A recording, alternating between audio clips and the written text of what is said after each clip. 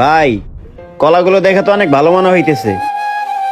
হ ভাই, কলাগুলো অনেক ভালো, তবে কয়টা খান হিসাব রাখেন। আচ্ছা ঠিক আছে ভাই।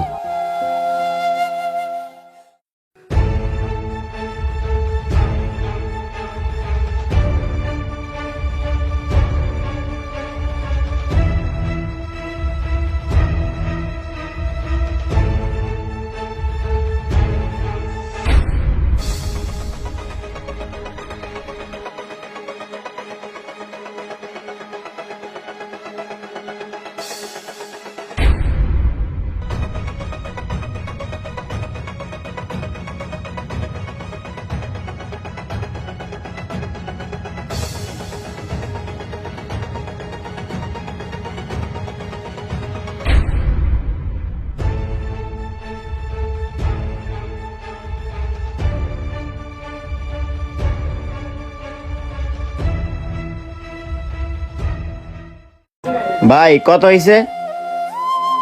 ভাই আগে বলেন, আপনার খাওয়া কি শেষ? হ ভাই, আমার খাওয়া শেষ। ও আচ্ছা।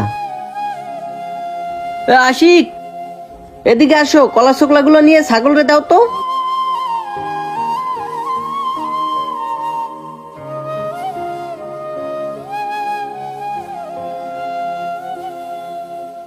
আচ্ছা ভাই, আপনি কলা কয়টা খাইছেন? ভাই আমি 4টা কলা খাইছি। 4টা? আচ্ছা, 4টা কলার দাম 2000 টাকা হয়েছে। কি বলেন ভাই, 4টা কলার দাম 2000 টাকা? আরে ভাই, এই 4টা কলার দাম কিভাবে 2000 টাকা হইতে পারে? এই 4টা কলার দাম সর্বোচ্চ আপনি 100 টাকা নিতে পারেন, তাই বলে আপনি 2000 টাকা নিবেন? মানুষরা কি বোধাই পাইছেন? দেখেন ভাই, আপনি যে কলা খাইছেন আমার কাছে জিজ্ঞেস করে খাইছিলেন? আপনি জিজ্ঞেস করেননি। এক একটা কলার দাম 500 টাকা করে, 4টা কলার দাম 2000 টাকা দিতে হইব। আরে ভাই, আমি কলার দাম জিজ্ঞেস করে খাই না দেখি কি আপনি 4টা কলার দাম 2000 টাকা নিবেন? হে ভাই, আপনি ওনাকে কিছু বলেন না। আরে ভাই, উনি কি বলবে? আমার কলা আমার দোকান, আমি কত করে বেচবো সেটা আমার ব্যাপার।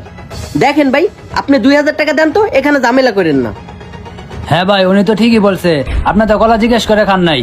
আপনি যেহেতু জিজ্ঞেস করে খান নাই, তাহলে দেন ওনাকে 2000 টাকা।